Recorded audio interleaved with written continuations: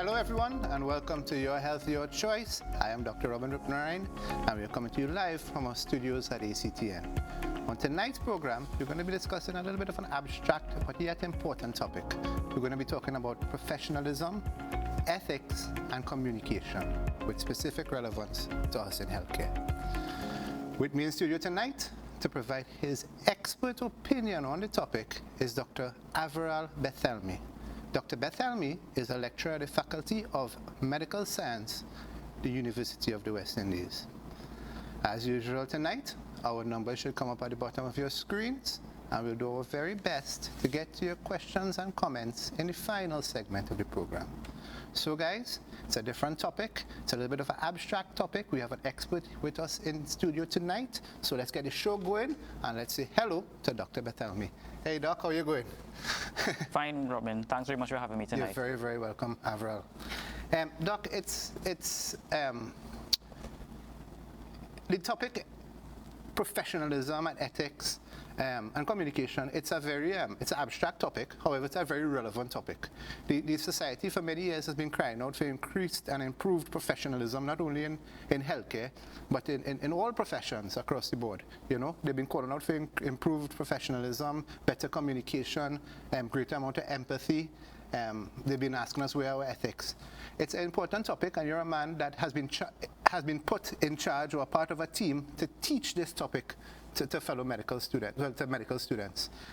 When I was a medical student, we never really had this topic of ethics and professionalism taught us, right? I suppose we kind of learned it by watching the senior doctors, and the senior older doctors kind of imposed and told us what was professional, you know? But it's great that we have actually structured that into a course to teach students. So Averall, I just want to start you off real briefly. If you could just describe a little bit about the course. And then after that, I think for the benefit of the audience at home, we're going to just kind of define some of the terms that I've been using over the last few weeks. And we'll take it from there. So Averall, if you could just tell us a little bit about what is the course that you teach to medical students in University of the West Indies. Okay, thanks, Robin. So what I teach is for the first and second year students. Yeah. The course, the medical course is a 5-year course. Yes, so it comprises 5 years. So I teach years 1 and 2. Right. As you mentioned, the acronym that we have available for us is PEC, P-E-C-H. So P is for professionalism, E is for the ethics part of the course, and it wasn't advertised on your flyer, but we think you and I were discussing communication health, CH, yes, is very, very important, right, part of what we teach. I always tell these students that long after they've forgotten all of their anatomy and biochemistry and physiology that they're so determined to pass, they will still have to communicate with the patients. Correct. For the next maybe 40 years of their life. Right. So it's important that they get aspects of communication correct at this stage of their career, right, set in stone. Right. So we think it's very important. I think the team that are teaching the PECH in University of West Indies, we think what we do is very, very important. As you said, when I was a young medical student, I didn't have any of these topics available to me. As you mentioned, I just had to imbibe it as I went along in my medical career. Sometimes I felt like an OJT. And how long has the course been running in UE? Since about 2013. All right. So we've had graduates, we have new doctors who have actually gone through the course, correct? Yes. All right. All right, that's very interesting. So Averall, the key part of it is a lot's been going on in Trinidad over the last few months, right? In the years with the pandemic. Recently, of course, with the tragedies of the divers as well. With the audit into the healthcare system, the recent audit commissioned by the Prime Minister into the response to COVID-19. And it wasn't really an in-depth audit, it was more like a observational glance and collection of data. However, one of the key parts that came out from the audit, right, there was 3 big things. The professor and the 4 other doctors related that a big complaint about the healthcare system in Trinidad is the lack of empathy of the doctors, right? And the nurses and the frontline staff. Empathy, the patients want us to be more empathetic. Yeah. And another significant problem that came out of the audit from the pandemic was a lack of communication. Yeah. Patients found that they weren't being communicated to properly by the medical staff. And then also recently, within recent years, apart from the audit, within recent times, we saw cases of medical negligence being put forward in the newspapers and so on. And the persons who have been victim of such, or been hurt by such, have been saying that they haven't received proper communication. And then recently too, with the whole incident with our four brethren divers who passed away in Petrotrin, where both of us are pretty much familiar about. I work in Marabella, you've worked in Petrotrin and in South Trinidad for years. And some people say on social media that the families didn't receive proper communication and weren't dealt with in an empathetic manner. Yeah. And therefore the rest of society became angry as well. Yes, a tragedy happened, but they felt that they weren't empathetically dealt with. Yeah. So we are hearing these words bandied about, right? But if you could give us like a little bit of a definition so people understand the textbook definition of what is being said, so we'll know when we're having this discussion in society, are we really describing the same thing? Yeah. What is professionalism and what is ethics, if you could define it for us? Okay. So I'll take the first point you mentioned about empathy. So Yeah. rather, Okay, I think go for empathy first. I think it's better if rather than provide a strict definition, I'll tell you a little bit of what the characteristics of a professional should be. Okay. And as you mentioned, one of them should be empathy. Right. So doctors should be empathetic. They should be able to relate to how their patients feel. When you're sick, patients are scared, they're anxious, they want information. Doctors should be able to recognize this and empathize with the patients. Part of it, one of the other characteristics of being a professional is what we teach is primacy of patient welfare. And part of that is empathy. There are other characteristics, altruism. You should be giving to the patient not only of your time, to a reasonable extent be available for the patient if they want to call, if they want to discuss their medical condition. Altruism, again, you may have your private office. Sometimes, depending on the patient's financial situation, you might need to give them a bly. So that's being altruistic as well. Be honest with the patient. Don't try to hide a diagnosis from a patient. And if you make an error, be honest, be upfront with the patient. Continuing medical education. As a medical professional, you're responsible for being up to date. So these are the characteristics that you'd expect in terms of professionalism? Yes, and this is what we try to impart to the medical students as well. So those are just a few of the characteristics we try to teach. Okay, but what is empathy? So empathy... What is it? So there's a difference between empathy and sympathy. Yes, empathy is when you feel sorry for the patient. Empathy is when you're able to put yourself in the patient's shoes, right, and relate to how they feel. Right. So there's a difference. Is that what my seniors, when I was a medical student, used to say, treat that person like that was your mother, that's your brother, Yes, that's exactly. your father. Is that empathy? Yes, exactly. That's a very good observation. All right. And you give us some of the features of professionalism. Yes. What is ethics? I mean, these are very abstract terms. Yes. It's hard to define. Yeah. But how would you define ethics? Sure. So a lot of times people mix up ethics and morals. There's two different things. Okay. Morals are something that you inherit as you grow up, depending on your religious background, your cultural background. Okay. Mores. Ethics refers to, and in medical ethics in particular, Of course. Medical professionals are expected to work within a system, a framework, and they make their decisions according to that framework. So we teach that there are 4 pillars of medical ethics. Yes. So the first pillar is respect for autonomy. What does that mean? So respect for autonomy. So in the old days, we had something called medical paternalism, where the doctor said, "Okay, you're going to do this, or you have to have this procedure, or you have to take this medication," and the patient didn't have any say in the decision. Right. So the doctor said jump, and the patient basically said how high. Right. Now we have moved away from that, and the patient, as long as they have what we call full mental capacity, it could be called sound mind as well. Yes. But as long as they have full mental capacity, their decision stands. Okay. So they make the decisions about their medical care. Okay. Not necessarily the doctor anymore. And that is called autonomy. Respect for autonomy. Okay. So that's the first pillar. The second pillar is beneficence. So we urge doctors to do good for patients. Yes. So being a good Samaritan, for example, Yeah. volunteering to help on a long-haul flight. Yes. The third pillar is non-maleficence, so don't do harm to the Right. patient.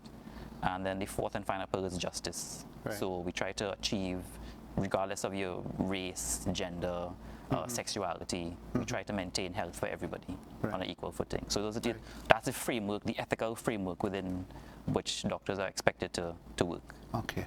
All right. And is this true? I was just thinking like that, like some of what you're saying there, right? It's fantastic information. Yes. And it helps train a young mind. It helps even refocus me to help me, guide me, and audit me how I interact with patients. Sure. But is it something that you really need to teach people? It sounds like you're just teaching people to be a good person. No, well, as we were discussing previously, Yeah. if had I not, as a medical student, I would have loved to have these kinds of things to identify. Right.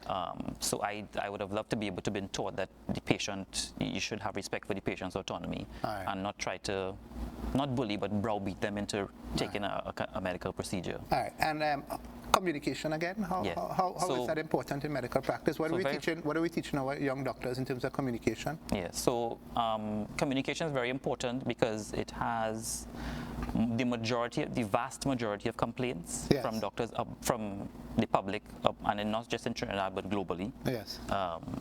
The vast majority of complaints are about miscommunication or lack of Okay. communication or poor communication, Okay. and not actually medical negligence. Okay. In fact, it's been shown that patients who launch medical negligence actions, Yes. they have, when subsequently interviewed, they have said, well, had they been communicated with in a satisfactory way, they would not have launched the medical negligence actions. I understand what you're saying. So it's important from that point of view. And as you know, well. you're just saying that about medicine, right? Which that's our field.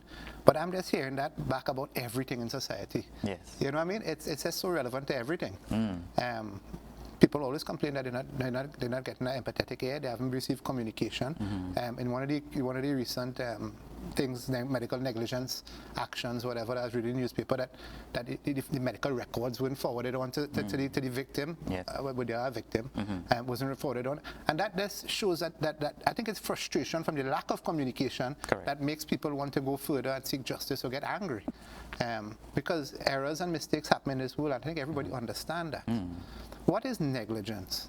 How could you define negligence? Medical negligence. So medical negligence is a very strict, there's a very strict legal element, legal definition for medical negligence, and you have to meet the patient, if they do launch a medical negligence suit, they have to meet 3 very strict criteria. So one, they have to make sure that there was a duty of care between the doctor and the patient. Secondly, whatever care was provided to the patient, they must prove that the standard of that care fell below what a reasonable medical professional would provide. And lastly, they have to, whatever harm they came to, whether physical or psychological or mental, whatever harm they came to, it must be a direct result of what the doctor did or did not do, and not as a result of the original condition. Okay. Okay. So, Averall, let me ask you something, right? Before we reach medical negligence, an accident or injury or something bad has happened, right? That was not expected to happen. So let's say something really, a patient goes into the hospital, they expect to get, I'm not talking about any specific case or anything, they expect to get a surgery done, something bad happens in the surgery, right? There's a big step between something bad happening in the surgery and somebody calling a lawyer, right? What actions should the institution and or the doctor or the professionals do immediately after something has happened bad to sort of do the right thing? Yes. What could be done? That's a very good question, Robin. I actually had to modify my lecture on medical negligence because Yeah. a student posed that same question to me. Yeah. So at the end of the medical negligence lecture, the student asked, well, doc, if I admit liability or if I tell the patient I made a mistake, does that make me liable in law Yeah. for the error? And the answer is no. So there's a very specific term called the duty of candor. Duty of candor. Yeah, duty of Okay. candor. So that has been promoted by the General Medical Council, and the Americans have their own version. Okay. But basically, if an error is made, Yes. either by the system or on an individual level, Yes. so an individual level, as a professional, this part of another characteristic of professionalism. Yes. You have a duty of candor. So Yes. you go to the patient and admit you made a mistake. Right. It may not have been your mistake. It may have been a system, something in Yes. system. Most errors are systemic errors, Yes. aren't they? But Or systematic as a errors. professional, Yes. or one of the character, you're still obliged to tell the patient Something wrong has happened. something wrong. It may not prevent the patient from launching a medical Of negligence. course not. But you have to But tell as the a patient. professional, you're obliged to tell the patient. Okay. And what other steps after you said, ma'am, something bad has happened, something wrong has happened? What happens next in a hospital? Or I might be asking you a question a little bit out of your field. Because I know you don't practice clinical medicine. But what, if you can, Yes. what else happens next or should happen next in the protocols or in the procedures? Can you answer that question?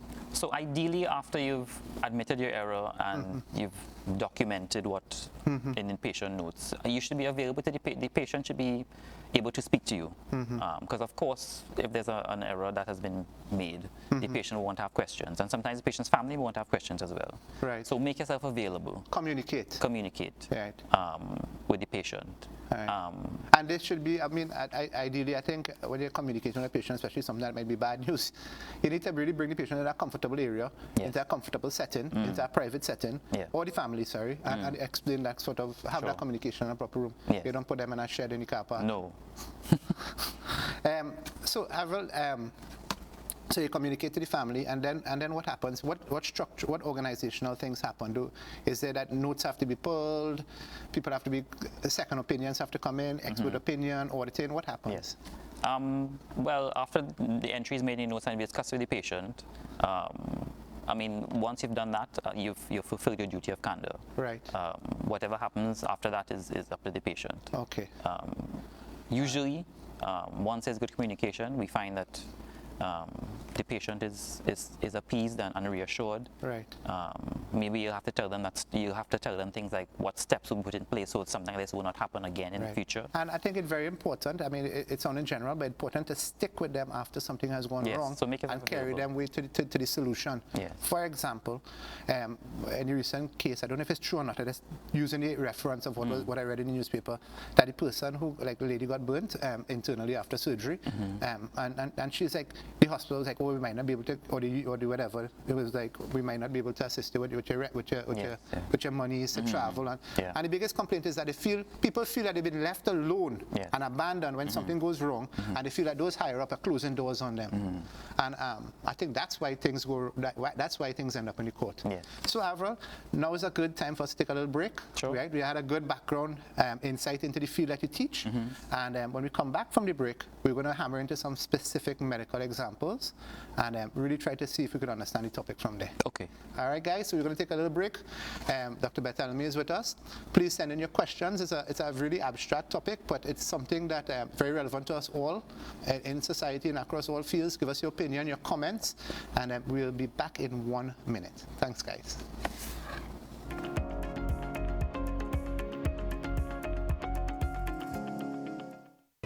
Football 101 is on every Tuesday and Thursday night at 9 p.m.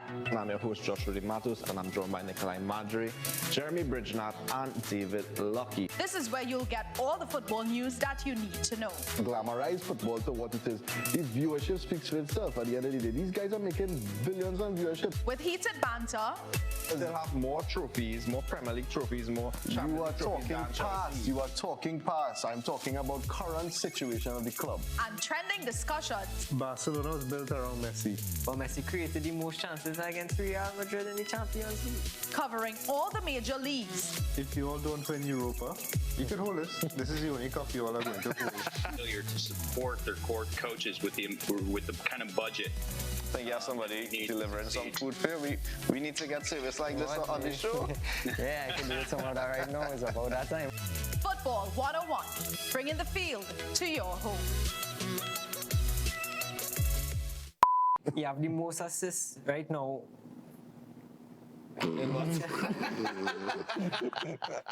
ACTN The Voice welcomes you to join us for our newest agricultural television series, Harvest. Welcome to Harvest. We're doing the double again, north and south. This morning we start here in Brazil Village on Bethany Estate with Michael and Jacinta Mill.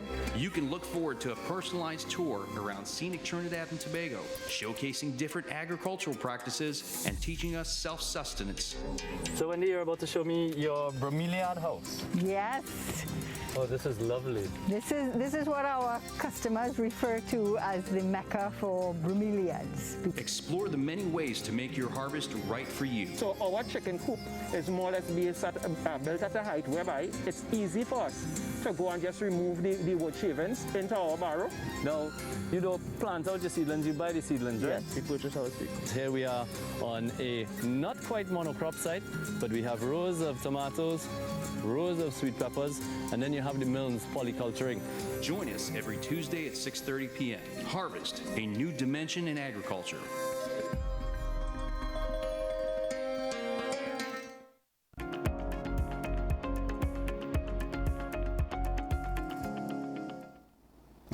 guys, welcome back. We're talking to Dr. Bethelmy. We're talking about professionalism and ethics. Doc, now that we set the sort of environment and people understand the sort of concepts, straight off, I saw in the newspaper a while back you wrote that you thought that COVID vaccines should be mandatory. That was, when did you write that article again? That was maybe a couple months ago. A couple months ago. Yeah. Right. So my question is real simple.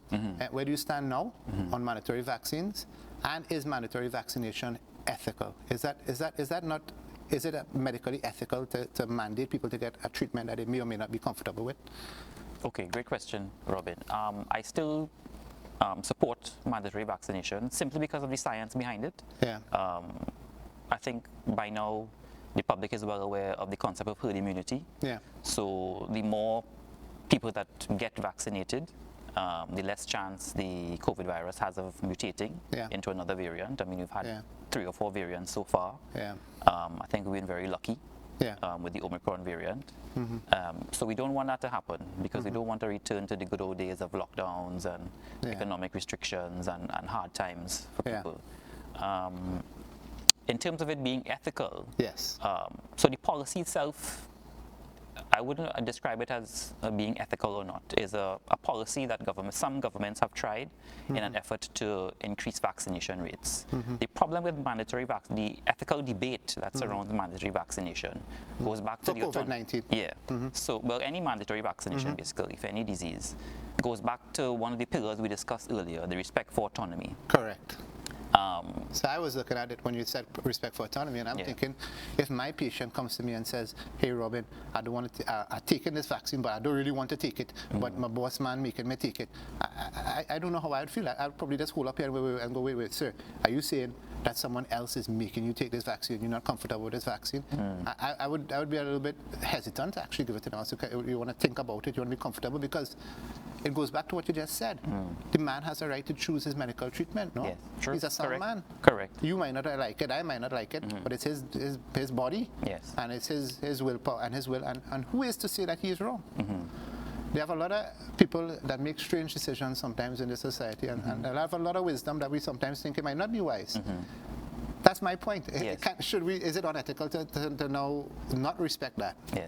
So 99% of the time, there's no issue with respect for autonomy, right? So as I mentioned, if the patient has full mental capacity, they can make their own medical decisions. Yes. And as medical professionals, it behooves us to respect. Sorry to interrupt, but what changes during a vaccination? So mandatory vaccination, it impacts that freedom. Right. Yes. So this is the stimulus, I believe, for where a lot of the angst surrounding anti-vaxxers has arisen. Agreed. So people feel that their human rights, because it goes back to the constitutional rights as well. We have constitutional rights enshrined in our constitution. Yeah. Basic human rights. Yeah. So people feel like they're being forced to accept something that they don't want to. Totally agree. Nobody likes, no adult, no child likes being forced to do something that they're not comfortable with. Right. But the problem is when your autonomy, when the exertion of your autonomy impacts on the health of the public at large, then that becomes an issue. Okay. And that is where the tension comes in. All right. It's not a new tension. Right. So the example I like to use is drink driving. Yeah. So of course, if you want to drink alcohol, that's no problem. That's your decision. Okay. You make an autonomous decision to drink. Yes. The problem comes if you decide to go into a car and drive, and you get into an accident, then you could kill somebody else or mutilate them very badly. Right. So the exercise of your autonomy has impacted on the health of others. Understand. So governments have instituted legal. Okay. There are strict laws now, not against drink driving. Okay. Smoking again. Second, so you want to smoke, that's fine, that's the exercise of your autonomy. Yeah. But the issue comes, the secondhand smoke, the dangers of secondhand smoke are well recognized. Yeah. Asthma, emphysema, other lung complications, cancer. Yeah. So the exercise of your autonomy or choice is impacting on the public. All right. So again, no smoking in public places, restaurants. I agree with what you're saying there to a large extent, obviously. However, we must put it back as you are saying that you have the right to your decision making once it doesn't impact the greater public at large, right? And you're putting that back towards herd immunity and that everybody needs to be vaccinated so the herd is vaccinated, right? But my question was, at this point in time, do you still agree with mandatory vaccinations? Now, my point to you might be that the science has changed a little bit and that we're probably approaching herd immunity in Trinidad and Tobago. Well, I don't know. So when I wrote that article, I think our vaccination rates were maybe 47 or 48%. 50%. I don't know where we are now. 50%. I don't think 50% is anywhere near where we need to be. Right. The government has abandoned the policy and they've gone down the road of what we call nudging. Right, yes. So trying to make the public work areas safe spaces. Yeah. That's fine. Yeah. Now, don't get me wrong. Obviously, I'm for vaccinations. I'm trying to encourage people. It just a medical professional that sometimes it's a kind of bit funny with me when somebody says they don't want something. And you're looking at it, and probably the Omicron is now the dominant wave. People are out there partying, probably have massive amounts of infection anyway. The numbers not in hospital not as high as before. And you're like, I know you watch them and you're like, well, you sort of want to respect them as well, just be professional, Robin. You're respecting their autonomy. Yeah. But I'm not disagreeing. I'm just saying it just feels weird. It feels weird inside. Yes. You know? And that brings another topic, and that being, a lot of patients in the initial part of the vaccination program, they were coming in to me and they were saying, look, you know, Robin, I don't know, because you have to sign a form when you go there and the form is given consent. And what if I get the vaccine and something happens to me and nobody's going to take responsibility for me because I've signed consent, right? That brings up another important topic that a lot of my patients might not understand as well. What is medical consent? And is it that when you give consent that you sign away that if anything goes wrong, something that you have no recourse? Can you explain that to us? So the term you use is proper, is informed consent? Yes, sir. So consent is not just signing a form. Right. It should not be just signing a form. Right. And then accepting the consequences afterwards. Right. Informed consent means that you and the doctor should sit down and have a discussion. Yeah. And it should be a partnership. Right. And there should be a discussion of all the risks and all the benefits between you and the medical physician. Yeah. And at the end of that discussion, an informed discussion, yeah, you as the patient make your decision whether or not you want that vaccine. Right. Or any medical procedure, basically. Right. I haven't experienced having to sign a consent form for the vaccine. I think that's what some of the patients reported in the early days. Okay. I don't know if it's true or not, but that concept of consent goes beyond only vaccination alone. Yes. People going for certain medical procedures and they have to sign a consent form. So my question is, yes, I understand informed consent is where you explain the risk. Patient understands that. Now, risk could be anything from common risk to absolutely rare risk. Sure. And if you really show people the risk of any kind of medical tablet or treatment or even a vaccine or anything, it could have it's long list, right? And half of them not really going to ever happen. Yes. You know, but if someone gives consent for a procedure, medical procedure, and something goes wrong, are they left out on their own? No. If so one of the pillars of informed consent is once the patient was adequately informed, then the consent is valid. Yeah. Any complication that arises. It was discussed with the patient before. And everyone is aware. And everyone deals with it. Yes. Do the patient lose the right to go to a lawyer for negligence? Not at all. Not at all. No. Okay. The pandemic in itself, right? Do you think it's unethical for doctors and for pharmacists to be prescribing ivermectin for patients during COVID? Is that unethical? So not just ivermectin. I think it is unethical because the overwhelming evidence is not there for ivermectin as an effective treatment for COVID. Yeah.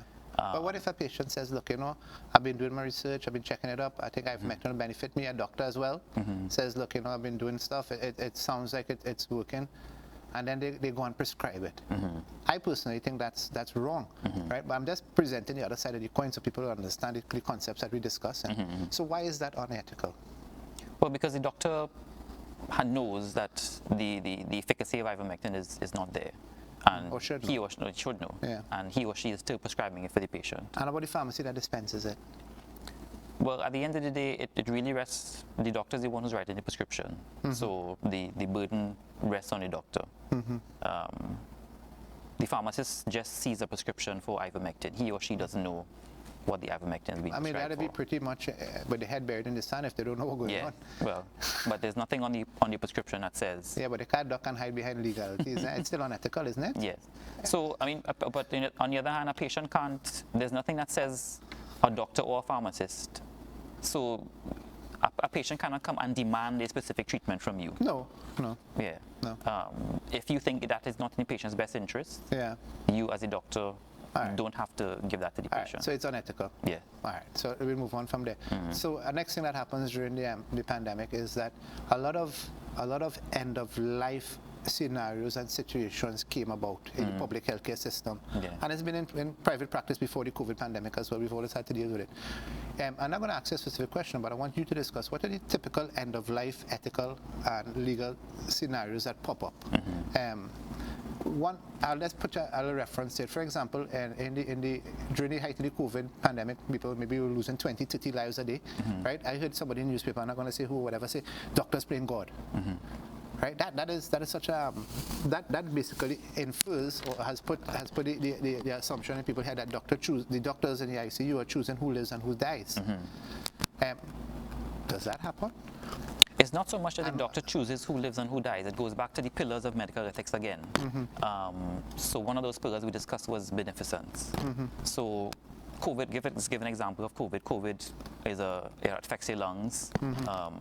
You need your lungs to exchange oxygen and carbon dioxide. So typically a very, very, very sick COVID patient will be what we call hypoxic. There's a lack of oxygen going to all his systems, including their brain. And sometimes patients, they end up being brain dead with a very, very severe COVID infection. Yes. So at that point, it makes, once you're brain dead, you've lost all your consciousness. Yes, your organ, the brain retains certain functions, like keeping your heart going. All right, so let me structure there. Who decides that patient comes off the ventilator, the doctor or the patient's family? No, the doctor makes that decision. Okay. So they conduct certain tests to ensure that the patient is brain dead. Yeah. And at that point, treatment is futile. We call that medical futility. Right.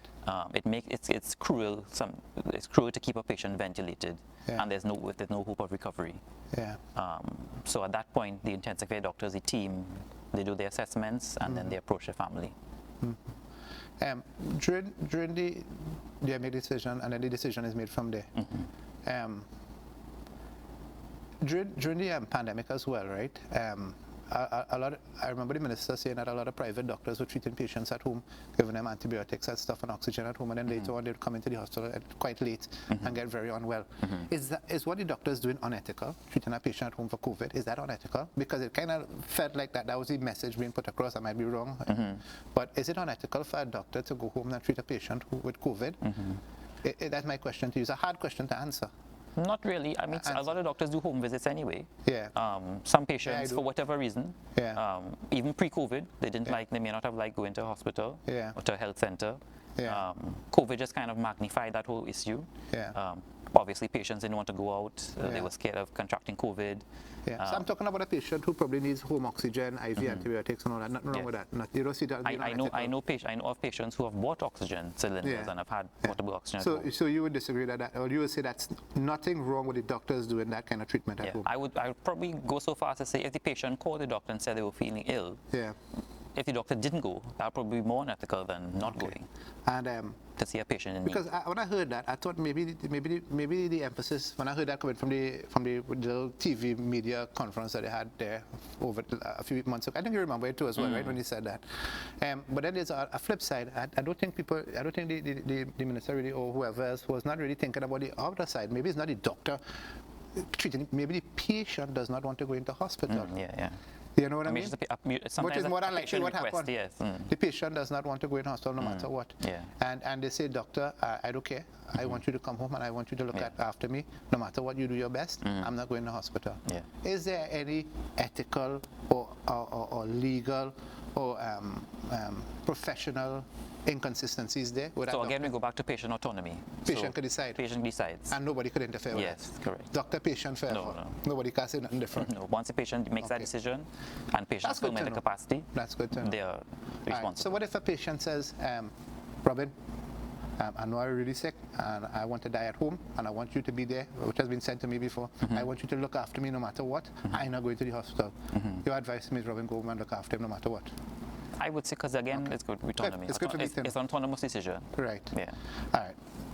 So the other part of the pandemic that raised is the issue of telemedicine, right? I mean, we went really big into telemedicine before the pandemic.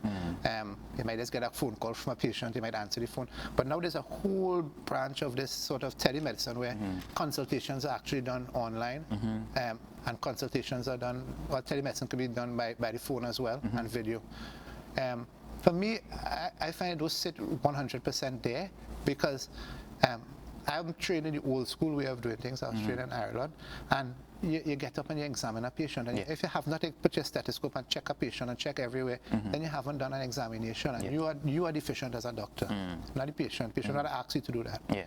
So telemedicine negates that. You don't really physically examine a patient. Now, I could certainly confess that when I've examined patients in the past, they might come in for something else, and you pick up something life-threatening, pick up heart murmurs that they didn't know they had, pick up, all sorts of different things. Is there moral, ethical, and professional dilemmas with telemedicine? And what do you think about the rise of telemedicine? I don't give you wrong. I understand your concerns about not having being able to conduct a physical examination. But remember, telemedicine, this is just a temporary, given the constraints of the global pandemic that we're under, and the legal requirements not to invoke social distancing and whatnot. I know in health centers they do a lot of telemedicine, simply to cut down the numbers of people who come to the health center. It's a necessary evil, unfortunately. It's not ideal.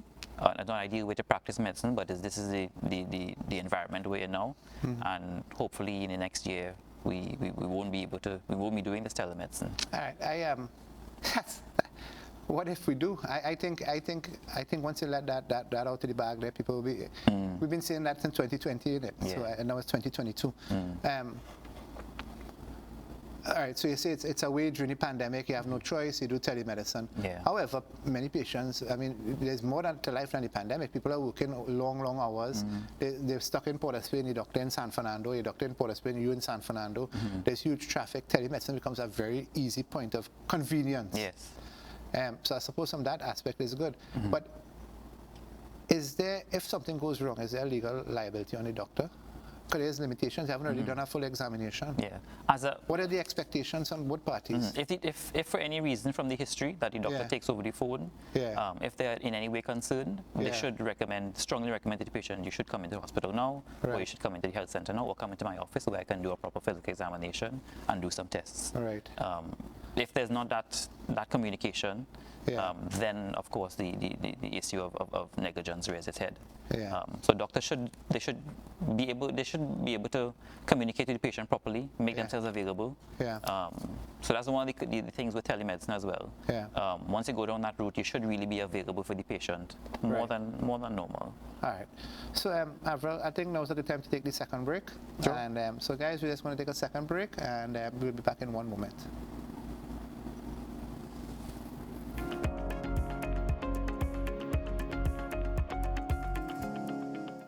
ACTN The Voice launches a new and versatile culinary series called Stacy's Kitchen. Hi everyone, welcome to Stacy's Kitchen. And on today's episode of Stacy's Kitchen, we will be cooking up a Thanksgiving feast. Our rolls are ready and looking yummy. Nothing like a good curry chicken and some basmati rice. So I'm gonna start putting my wings in to fry. We will showcase how to make tasty international cuisine with our local products. We emphasize meals on a budget with our selected ingredients. Restez à l'écoute, Stacy's Cuisine. Au revoir. So you can put how much, depends on how big you want it. So our fish is ready. Oh my God, look at that. Oh my God. Just like paratha, this is lovely. Join us on ACTN on Monday evenings at 6:30 p.m. Don't miss Stacy's Kitchen, exclusively on ACTN The Voice.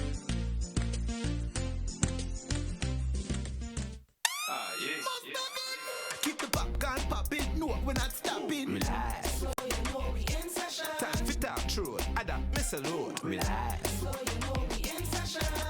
Don't you deal it, catch me on your TV.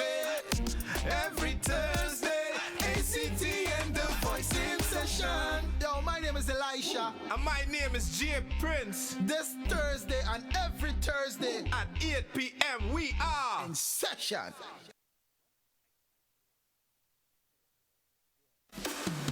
You're watching ACTN The Voice.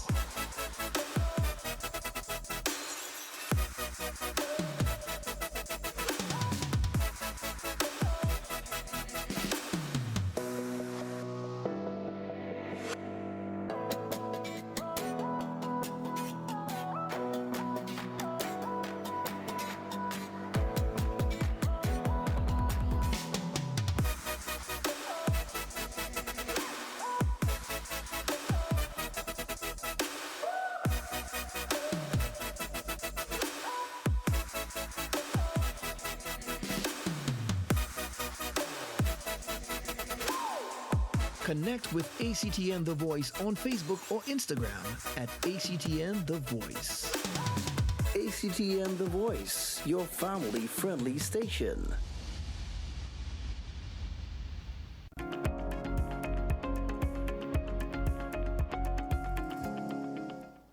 All right, guys, welcome back. We're here with Dr. Bethelmy and we're discussing medical ethics, professionalism, and communication. So, Doc, let me just take you back through some real-life examples, right? There's a big issue right now in Trinidad. It wasn't really that before, where people would, like, for example, employers would want to know about the worker's medical condition. For example, patients might come into me, we might treat a medical illness, and I'll give them some sick leave. And I'm getting people talking about, oh, doc, you have to put down the exact nature of my illness, or I'm getting pressure from my employer, they want to know what is wrong with me. I usually tell patients that's nobody's business but yours and mine, because I really want to maintain that whatever is said within my doors stays in my doors. Correct. Can you tell me about what is happening there? Why is there so much pressure? Is that legal? Is that illegal? Is it ethical, unethical? Give me a description of that scenario. Okay. That employers are asking. Should we tell them what is wrong with the patient because there's a pandemic going on? Yeah. They might want to protect themselves and the other workers. What should be written on a sick leave? How should a worker explain, or a doctor explain to someone's employers why they've taken time home? Well, that goes back to a concept of medical ethics called confidentiality. Right. So, as you mentioned, as you put so well, what happens between you and the patient should ideally stay between you and the patient, and that includes any information that goes on a sick leave. So, it's perfectly ethical and legal, from an ethical and legal point of view, for any doctor to put on a sick leave a medical illness, because as I mentioned, it's a confidential discussion between you and the patient, and if the patient doesn't want their medical information to be released, then that's the case. That's of medical ethics. In certain circumstances, like maybe for insurance, it may be necessary to divulge the patient's medical information. But again, that should happen after discussion with the patient. Confidentiality is not absolute; it's a relative thing. There are very few conditions where you are, as a medical professional, you're allowed to breach confidentiality. What are they? So if you're ordered to by the court, by law, so let's say, give an example, the Sexual Offences Act. So if you find that there's any evidence of sexual activity in a minor, all physicians are obliged to report this to the police. You said that we could breach confidentiality when ordered by a court. What do you mean by that? So there's a court case, and it involves the patient's medical information. The court may order you as the treating physician to provide a report about the specifics of the patient's medical condition. So confidentiality could be breached in that circumstance, even if it's disadvantageous towards the patient? Yes. So we say confidentiality is relative, not absolute. So those are just a couple of examples where confidentiality can be breached. Of course, if the patient gives his consent for the information to be released, then that's okay. And confidentiality, I think in Trinidad we always have a concept about mothers calling on behalf of their daughters who are patients, or daughters calling on behalf of their mother, or we might have an elderly parent and the daughter calling the doctor to find what's going on with the parent. How does that affect confidentiality and autonomy? For example, I mean, it's very difficult sometimes, but I try to say, well, your mother is the only one I need to talk to. But I mean, but at the same point in time, the kids are the ones who are looking after the mother. The mother may or may not be, you're not sure how she is mentally. They're the ones who need to do all the preparation for her. How do you, as a lecturer in ethics and confidentiality, how would you guide physicians to manage that sort of scenario? Again, well, it all falls back to autonomy, and autonomy is a big thing in ethics. If the patient, however many kids the patient has, family, if the patient doesn't want Dr. Roopnarine to tell them that they have... Oh, but if she might not explicitly said, don't tell my kids, but the kids might call or whatever to find out about mommy. What is that allowed? Just ask the patient next time. Are you okay with me relating your information to your family? Right. Yeah. Just to bring it back to the COVID pandemic a little bit, right? One of the biggest complaints from the public is that the patients are going to the hospital, and that's it. Nobody knows where the hell the patient went. What the 2-3 days gone by, they can't get an answer where the lady or the father or the husband, wherever the patient is. And next thing you know, next time they communicated to is because someone died, right? How would you advise if the person who is responsible for structuring the healthcare sector asks you, Dr. Bethelmy, how can we improve communication in the healthcare sector? What concrete steps can be done to improve communication? Well, firstly, I think doctors need to have some kind of grounding in communication. Yeah, but remember, it's not only the doctors; it's the whole system that not communicating properly. You know. Sure. I could only comment about how the doctors should communicate. How do you, go ahead. Go ahead. So they should have some kind of, what we teach, they should have some kind of grounding in communication. Yeah. So for example, we teach the students aspects of verbal communication.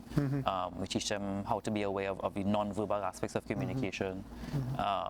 So things like that, and it's important because they'll be communicating with the patients for the next 40 years. These doctors, they graduate, they come into medical school when they're 20.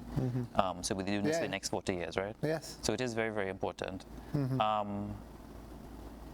I think communication workshops are very, very important, something that could be developed by the regional health authorities. So regular workshops, maybe biannually, or something along those lines, where doctors and not only doctors but nurses as well, other professionals. I think one of the problems with communication is that consultations traditionally in medicine, in this country especially, are doctor-driven and not patient-driven. So the doctor says everything and the patient doesn't say much. Yes. You know what I mean? We stop the patient and say, all right, tell me about so instead. I think one of the reasons, well, I've always found that the few times that I've been able to really solve a problem that has never been picked up by other persons who were really troubling a patient for many years, because I just listen real good, and I found that. So I think communication, listening is important. Yes. So we teach them the art of listening as well. Yeah. Doc, one of the big things that patients complain about, and a little bit of skepticism I see from doctors as well, is that the pharmaceutical industry has a really close relationship with healthcare. Big Pharma was right front and center in the COVID pandemic response, right? Big Pharma, the purpose of Big Pharma is to make money, right? It's a business, and the purpose of healthcare is to get people better and not use too much medications. And they make money by treating people with their tablets. So there's a real, it feels like a non-synergistic, non-altruistic relationship. Is that an unethical relationship between Big Pharma and doctors and healthcare? Has it become corrupted and unethical now? What is your opinion on that? Because that's the comment we hear now. Nowadays people are saying Big Pharma and has corrupted physicians and healthcare. Yeah. I'm sure you've heard that. Sure. I think the issue is more accentuated in America with their peculiar healthcare system rather than our public health system. So Big Pharma they don't have as much of a relationship with physicians in a public health system. To give an example, the opioid crisis in America was propagated it traced back to one company that really had a very, very good relationship with physicians and not only physicians but pharmacists as well. So they corrupted the physicians and the pharmacists. Yes. So pharmacists are professionals as well. Of course. So we teach the pharmacists and optometrists in UE as well. So they are as much as doctors. So the pharmacists, the optometrists, the dentists, they are professionals as well. So yes, it has become an unhealthy relationship in a lot of cases. Is it unethical? It is very unethical for a doctor to prescribe, and goes back to ivermectin again. So how do you control? I mean, what the public is saying is that that big pharma controls the scientists and controls the doctors, and therefore big pharma wants to sell the product and they're telling us what to do. How would you respond to a patient or someone who, if they come and tell you that? I would say no. I don't think I would agree with you. I don't think it happens all the time. Yeah. But they are specific. There are certain. Especially when it comes to helping somebody who's sick. Yeah. Nobody can get in between that. So there are certain 1 or 2 drugs in situations where that situation does apply. It doesn't happen. The majority of time, it doesn't happen all the time. But I think big pharma does have an unhealthy relationship, especially in the States, with medical professionals. Yes.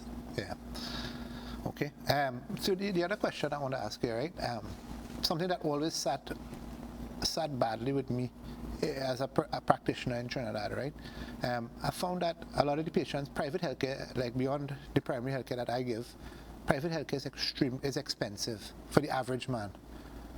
You know what I mean? And especially nowadays, private healthcare, to go to a specialist nursing home, to stay, to get the treatment that they deserve, in my opinion, or even deserve more, is very expensive, and it's out of the pocket, right? And yet, you have to say, well, all right, well, then I go to the hospital.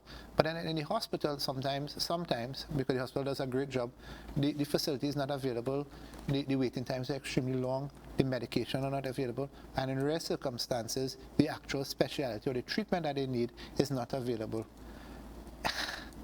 And then people could die. That doesn't sit well with me, that economics that people really, in some parts of the world, and still, even no matter what we do, in America it's worse, that if you don't have money, you don't get the help you need, and you could die, or you could suffer from a health condition. Yeah. How does that sit with you? I know it's not specifically, I'm just asking you what you're Well, no, it actually ties in, it ties in very well, because remember, one of the pillars of medical ethics is justice. So it behooves us as medical professionals to try to provide some sort of equality across the board, regardless of your financial status, your gender, your sexuality, etc., etc. But our patients in the public healthcare system, who sometimes, and especially now with pandemic and the regular clinics, is that an injustice to them? Is that unethical? Is the health system unethical to them during the pandemic, the regular patients who needed the clinics and stuff? If you don't want to answer it, it's fine. No, so actually, I address the question in my classes. So is a private healthcare system, a parallel private public healthcare system, unethical? Yeah. It isn't, because private healthcare, it does provide a service, because as you mentioned, sometimes in a public health system with a lack of resources, and not just our public health system, remember there's the NHS in England, which suffers the same problems. Any public health system suffers the same problems. So a private health system, it may be able to provide those services, and maybe it would help patients as well, who will not be able to get those resources in the public health system. So private healthcare, it may be out of the reach for some, but it does perform a function for those who can't afford it, and who may be subject to those long waiting times that you mentioned, etc. Is that long wait?